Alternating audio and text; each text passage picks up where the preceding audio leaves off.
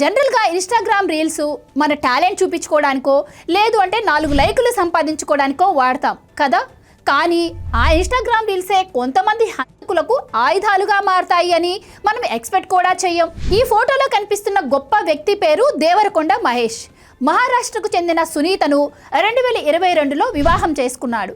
వీళ్ళిద్దరూ కూడా సాఫ్ట్వేర్ ఇంజనీర్సే. పెళ్ళైన కొత్తలో అంతా బానే ఉంది. కానీ కెనడా వెళ్ళాక వీళ్ళిద్దరి మధ్య కొన్ని మనస్పర్ధలు వచ్చాయి. అతని టార్చర్ని భరించలేక 2024లో సునీత ఇండియా వచ్చేసి మహేష్ పై గృహహింస కేసు పెట్టింది. దీంతో మహేష్ పై లుకౌట్ నోటీసులు జారీ అయ్యాయి. లాస్ట్ ఇయర్ మహేష్ మదర్ చనిపోవడంతో అతను ఇండియా వచ్చాడు. సో పోలీసులు కూడా ఎయిర్పోర్ట్ లోనే మహేష్ పాస్పోర్ట్ ను స్వాధీనం చేసుకున్నారు. తన కెరియర్ నాశనం అవడానికి, తన తల్లి చనిపోవడానికి కారణం సునీతే అని మహేష్ ఆమెపై పగ పెంచుకున్నాడు. 2025 ఏప్రిల్లో సునీత సెకండ్ మ్యారేజ్ చేసుకుంది. వనస్థలీపురంలోని గ్రీన్ సిటీ కాలనీలో ఉంటుంది.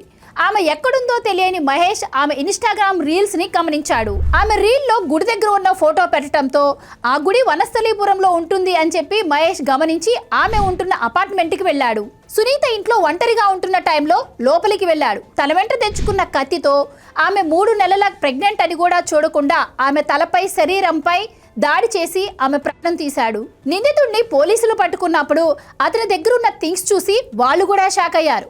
ఒక పెద్ద కత్తి, అలాగే తలుపు ఓపెన్ చేయకపోయినా కూడా కట్ చేసుకొని వెళ్లేందుకు డ్రిల్లింగ్ మిషన్, 5 లీటర్ల పెట్రోల్ బాటిల్. అంటే ఆమెను ఎలాగైనా చంపాలి అని ప్రీ ప్లాన్డ్గా వెళ్ళాడు. ఇదంతా కూడా ఒక్క ఇన్స్టాగ్రామ్ రీల్ వల్ల జరిగింది. సోషల్ మీడియా వాడేటప్పుడు చాలా జాగ్రత్తగా ఉండాలి. అన్నౌన్ పీపులే కాదు, మనపైన పగ పెంచుకున్న వాళ్ళు కూడా మనం ఇచ్చే ఈ చిన్న క్లూస్ ద్వారా మనల్ని ట్రాక్ చేసి ప్రమాదంలో పడేసే ఛాన్స్ ఉంది. సో ఈ వీడియోపై మీ అభిప్రాయం ఏంటో కమెంట్స్లో చెప్పండి.